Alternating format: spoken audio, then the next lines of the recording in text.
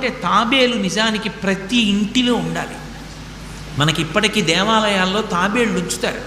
ప్రతి దేవాలయంలో తాబేలు ఉంటుంది. పూర్వం ప్రతి నూతిలో ఒక తాబేలు నుంచేవారు. ఎందుకు తాబేటిని ఉంచుతారో తెలుసా? తాబేటి యొక్క దర్శనము మంగళ దర్శనం.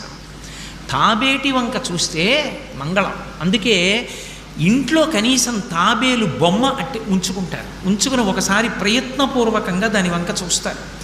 ఎందుకు తాబేలు ఇంట్లో ఉంచుకోవాలి అంటే దాంట్లో ఒక రహస్యం ఉంది. దీక్ష అని ఒక మాట. దీక్ష అన్న మాట దేనికి అన్వయం అవుతుంది అంటే యజ్ఞానికి అన్వయం అవుతుంది.